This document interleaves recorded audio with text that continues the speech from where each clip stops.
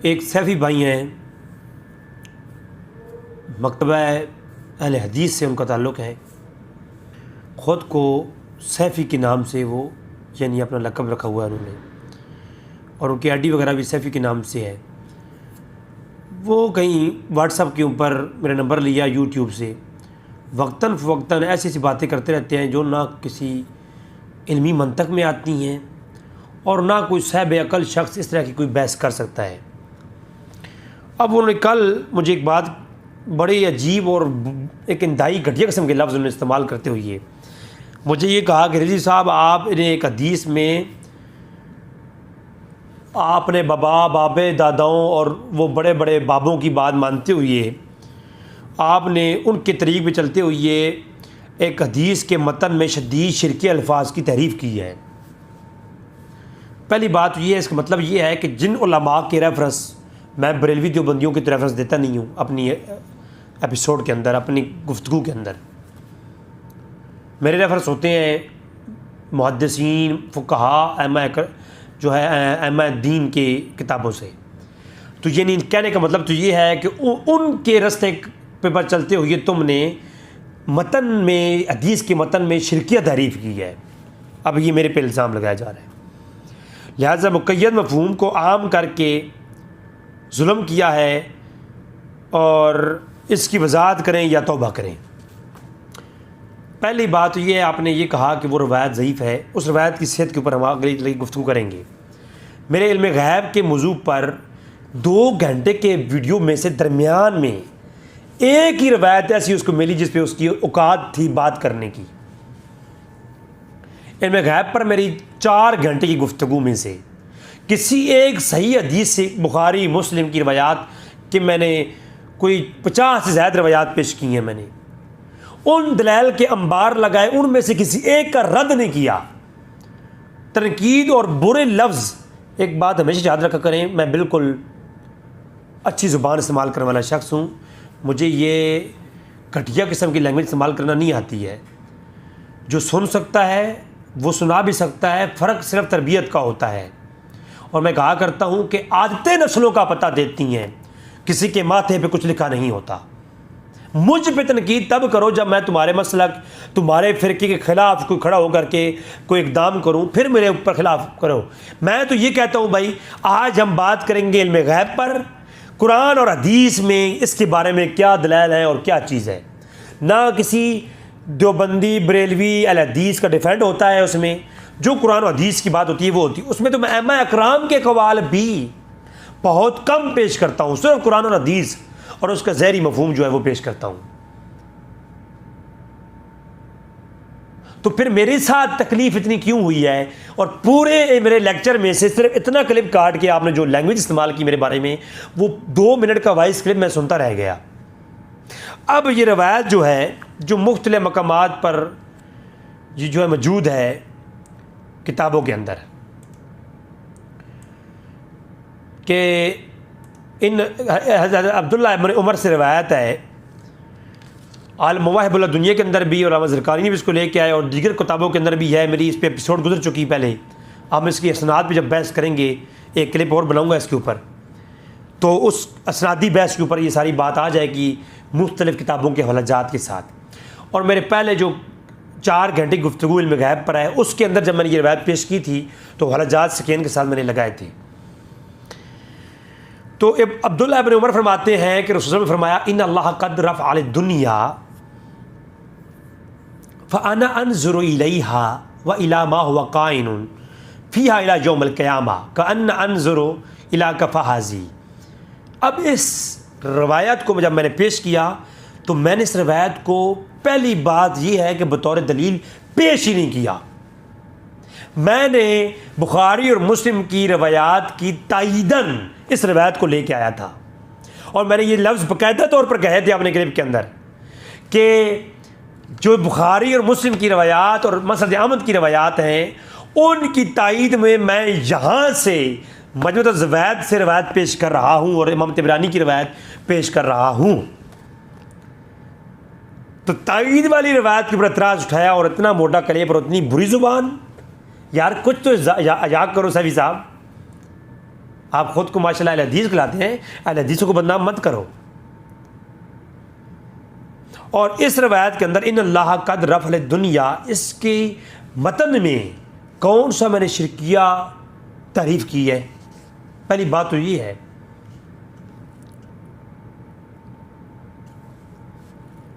میں نے تو جب روایتیں پیش کی تھیں صحیح بخاری میں، جب باب و اہدم الکعبہ کے چیپٹر ہے صحیح بخاری میں، کعبہ کو منہم کرنے کا بیان، اور ریاض الصالحین کی جو پہلے ہی چیپٹر کی روایات میں روایتیں ہیں ان کی تائید میں نے یہ بات کہی تھی۔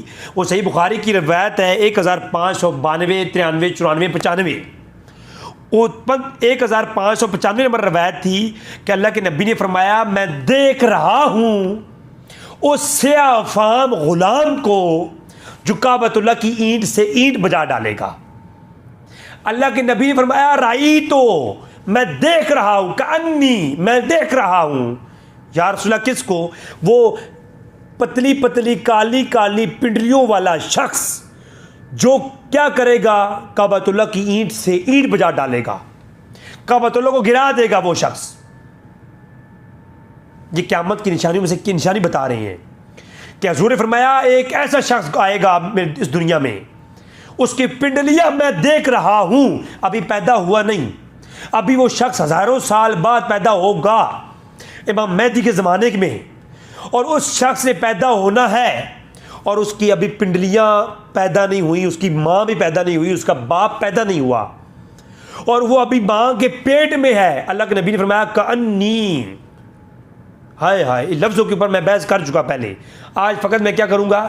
آج فقط میں جناب سیفی صاحب کا ہاضمہ ٹائٹ کروں گا۔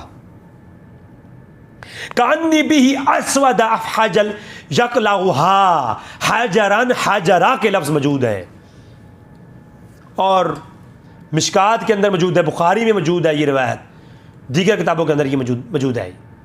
حضرت ابن عباس سے یہ روایت ہے صحیح بخاری میں سند صحیح کے ساتھ۔ اب میں نے جب یہ روایت پیش کی تھی کہ حضور کیسے دیکھ رہے ہیں اس شخص کو جو ابھی پیدا نہیں ہوا، حضور اس کو دیکھ رہے ہیں، اس کی پنڈلیوں کا رنگ بھی معلوم ہے۔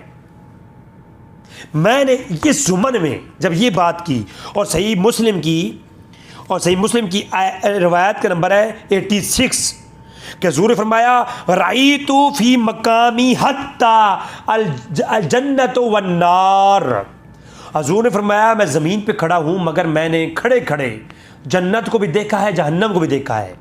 حضور کی نگاہ کا کمال دیکھیں، میں نبی کی نگاہ کا کمال پیش کرتے ہوئے، شان نگاہ مصطفیٰ پیش کرتے ہوئے میں نے جب یہ روایت صحیح مسلم کی روایت نمبر 86 پیش کی، پھر اس کے ساتھ میں نے صحیح مسلم کی روایت نمبر 7259 پیش کی جس میں لفظ تھے حتی رأیت مشارقہا والمغاربہا، حضور نے فرمایا میں یہاں کھڑے کھڑے زمین پر میں نے مشرق بھی دیکھ لیے، مغرب بھی دیکھ لیے۔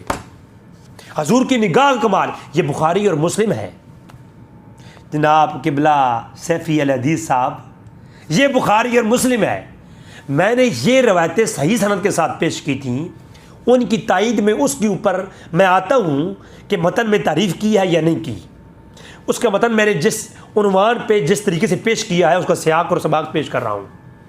اور پھر یہاں پر بخاری کے اندر باب خشوع فی الصلاۃ کا چیپٹر، اور بخاری میں یہ روایت 2 جگہوں پر ہے، باب الصلاۃ کے اندر بھی، کتاب الاذان کے اندر بھی، اور باب الخشوع فی الصلاۃ روایت کا نمبر ہے 708 اور 706، اور مشکات کے اندر اس کا نمبر ہے 811۔ حل ترون قبلتی ہونا، ابو ہریرہ فرماتے ہیں حضور نے نماز کے اندر، حضور کھڑے تھے نماز پڑھا رہے تھے، ہم پیچھے تھے حضور آگے تھے، تو کھڑے کھڑے حضور نماز کی حالت میں تھے، نماز سے سلام پھیرا، حضور نے سلام پھیرا، کسی نے پیچھے نماز کے اندر گڑبڑ کی، حضور نے سلام پھرنے کے بعد اعلان فرمایا حل ترون قبلتی ہونا فواللہ لا یخفی علی رکوعکم ولا خشوعکم، حضور نے فرمایا تم کیا سمجھتے ہو کہ میں فقط آگے قبلے کی طرف دیکھ رہتا ہوں؟ حل ترون قبلتی ہونا، قبلتی کیا سمجھتے ہو فقط میں قبلے کی طرف متوجہ ہوں، مجھے پیچھے خبر نہیں ہے کہ پیچھے کون کون مقتدی ہے، کیا کیا کر رہا ہے؟ اب حضور نے جب یہ فرمایا، حضور نے فرمایا فواللہ لا یخفی الیہا رکوعکم ولا خشوعکم، کہ خدا کی قسم مجھ سے نہ تمہارے رکوع پوشیدہ ہیں، نہ تمہارے دلوں کے حال خشوع پوشیدہ ہیں۔ میں محمد عربی تمہارے دلوں کے حال بھی جانتا ہوں، تمہارے رکوع بھی جانتا ہوں، اور تمہارے خشوع بھی جانتا ہوں۔ اور بخاری میں اس کا نمبر 741 نمبر میں بھی ہے، اور لفظ آخری لفظ کیا ہے؟ وَإِنِّي لَا أَرَاكُم مِّن بَلَا وَرَاءِ ظَهْرِي، میں جس طرح آگے دیکھتا ہوں نا اسی طرح پیچھے بھی دیکھتا ہوں۔ تو حضور کی نگاہ، شان نگاہ کے اوپر میں نے کلام کرتے ہوئے یہ حضور کی شان علم بتائی تھی میں نے، کہ وہ چیزیں جو دل میں ہے، خشوع دل کے جھکاؤ کا نام ہے نا، جو خشوع تمہارے دل میں ہے حضور اس کی کیفیت کو بھی جانتے ہیں۔ میں نے صحیح بخاری کی روایت پیش کی۔ اب پھر صحیح مسلم کے اندر 7281 نمبر میں ہے کہ امام مہدی کے جو دجال کے خلاف، جو فتنہ دجال کے خلاف جو لوگ جہاد کریں گے، حضور نے فرمایا وہ 12 شاہ سوار، ان کے میں گھوڑوں کے رنگ بھی جانتا ہوں، ان شاہ سواروں کو بھی پہچانتا ہوں تم سے زیادہ، اور ان کے آباء و اجداد کے نام بھی مجھے معلوم ہے، ان کے گھوڑوں کے رنگ بھی معلوم ہے۔ یہ صحیح مسلم ہے۔ اب میں اس پہ کلام کر چکا، یہ ساری، اور پھر صحیح مسلم کے اندر بما کان وما ہوا کاہن کے لفظ موجود ہیں۔ میں اس طرف ابھی نہیں جاؤں گا، میرا کلپ آلریڈی آ چکا ہے اس موضوع کے اوپر، کہ 7267 نمبر 7267 نمبر صحیح مسلم کے اندر یہ لفظ موجود ہے کہ ما کان وما ہوا کائن، ما کان وما یکون کا علم حضور کے پاس ہے۔ یہ لفظ صحیح مسلم میں ہے ما کان وما یکون کے، اور مسند احمد کے اندر اور ترمذی کے اندر اور دیگر مقامات پر مسند احمد کی 3484 نمبر روایت ہے کہ جس میں یہ لفظ ہے کہ حضور نے فرمایا فعلمت ما فی السماوات و ما فی الارض۔ جو اللہ فرماتے ہیں نا عالم ما فی السماوات و ما فی الارض، ادھر اللہ کے نبی فرماتے ہیں فعلمت ما فی السماوات و ما فی الارض، جو زمینوں میں ہے اور جو آسمانوں میں ہے، حضور نے فرمایا فعلمت، سب کچھ میرے علم میں آ چکا۔ اب آتے ہیں میری گفتگو کی طرف۔ اس روایت میں یہ لفظ ہے کہ اللہ کے نبی نے فرمایا، اللہ نے ورفع، اللہ نے زمین کو اٹھایا اور میں زمین کو دیکھ رہا ہوں۔ تو محترم نے کہا کہ یہ شرک ہے، تو میں کہتا ہوں یہ مسند احمد ترمذی کی جو روایت ہے باب التفسیر میں، اور مسند احمد کی 3484 نمبر جو روایت ہے جس میں لفظ ہی ہیں فعلمت ما فی السماوات و ما فی الارض، تو مجھے یہ بتائیں کہ یہ شرک کیوں نہیں ہے؟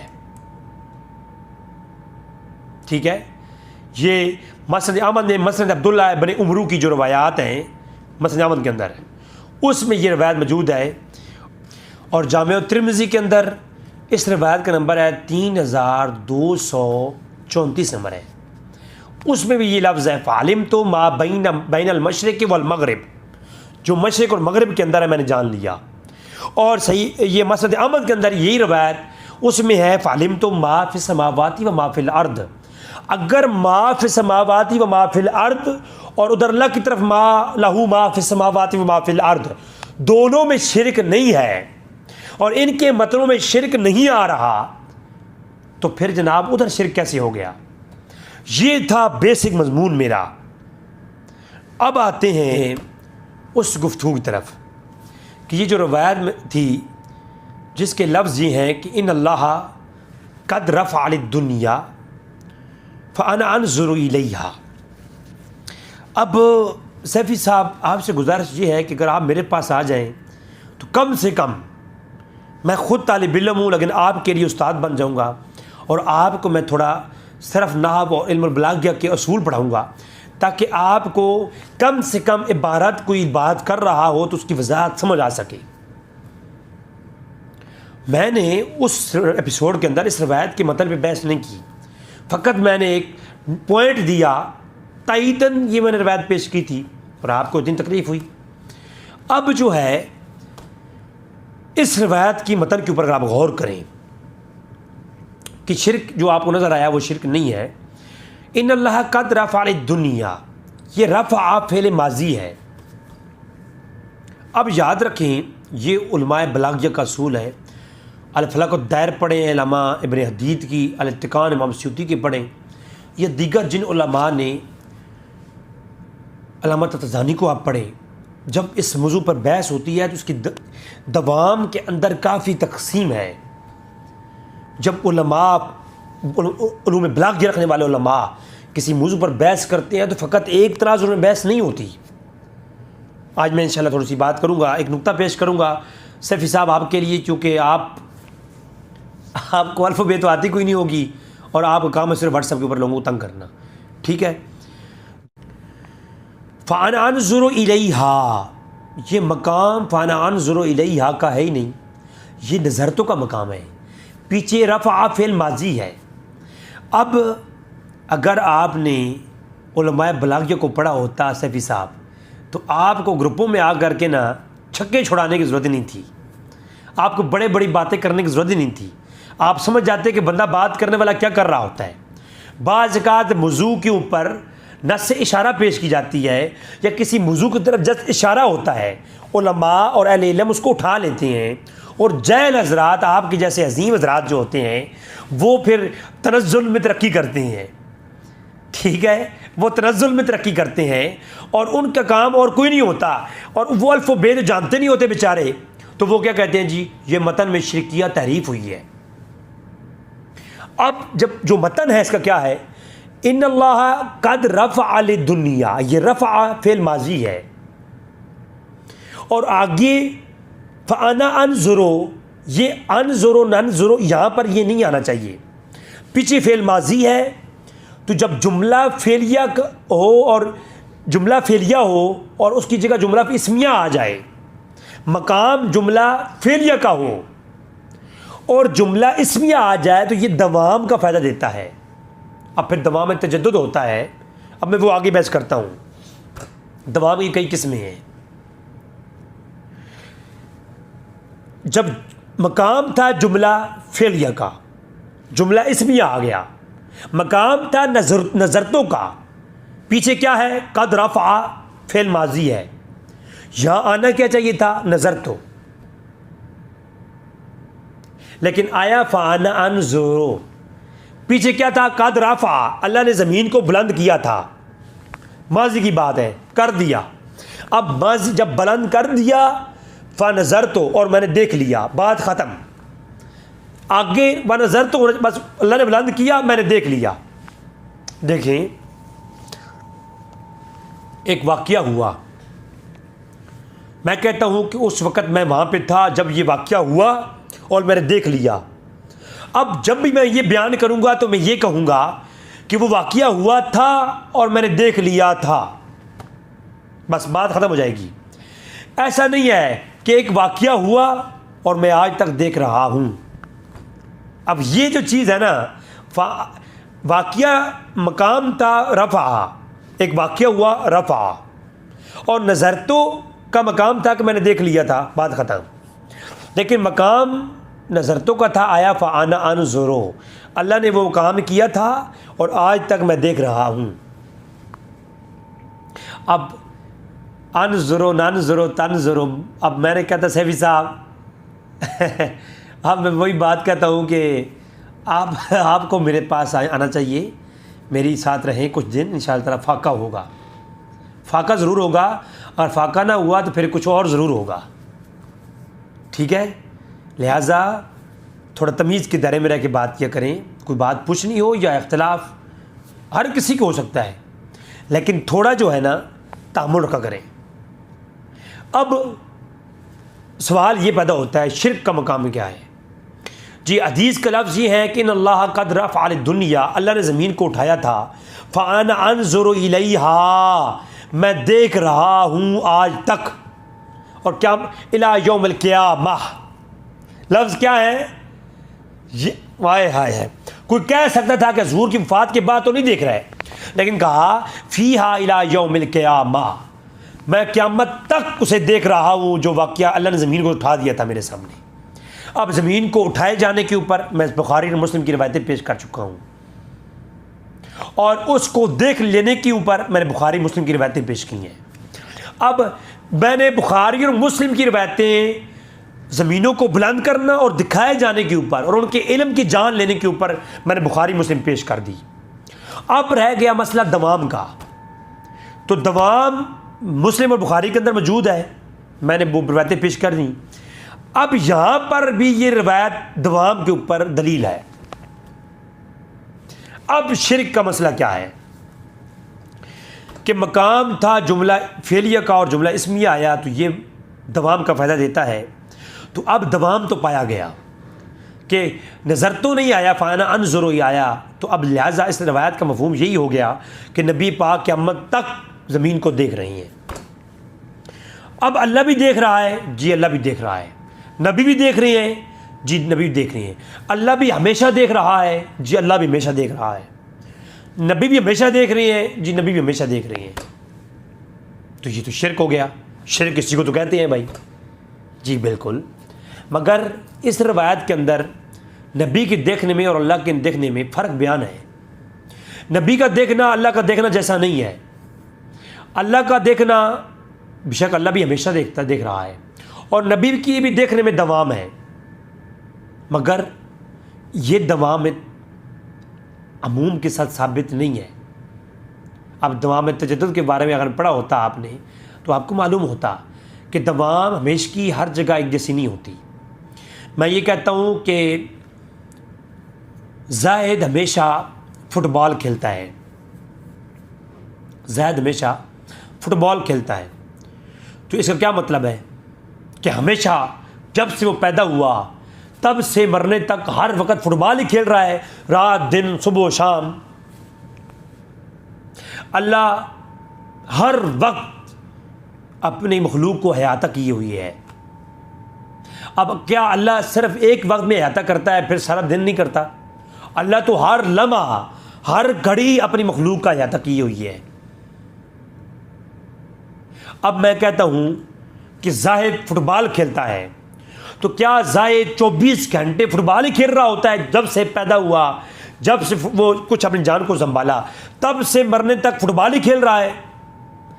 بھائی ہمیشہ کھیلتا ہے، دوام ہے، مگر اس دوام کے اندر اور اللہ کے دوام کے اندر فرق ہے۔ اللہ ہمیشہ دیکھ رہا ہے تو وہ ہمیشہ دیکھ رہا ہے، اس کے دوام میں انقطاع نہیں، مگر اس دوام میں انقطاع ہے۔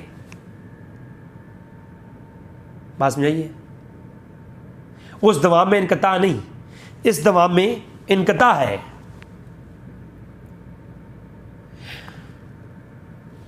اقبال ہمیشہ سبزی کھاتا ہے، تو کیا میں ہمیشہ سبزی ہی کھاتا ہوں؟ کبھی میں نے اور کوئی چیز کبھی نہیں کھائی، پانی نہیں پیتا میں اور روٹی نہیں کھاتا، میں حلوے نہیں کھاتا میں ہیں۔ اب یہ آپ نہ کہیے گا کہ رضی صاحب کو حلوہ کھلانا پڑے گا، کوئی بات نہیں، آپ پکا دے تو میں ٹیسٹ کر لوں گا، ایک آدھ دو مطلب ہاتھ کر لوں گا، لیکن میں کھاتا نہیں ہوں نا۔ تو کیا ہمیشہ اقبال سبزی ہی کھاتا ہے اور کچھ نہیں کھاتا؟ بات سمجھ آ رہی نہیں آ رہی؟ سورج ہمیشہ صبح طلوع ہوتا ہے اور شام کو غروب ہوتا ہے، اب اس کے مشکی میں فرق ہے۔ بات سمجھ آ رہی ہے؟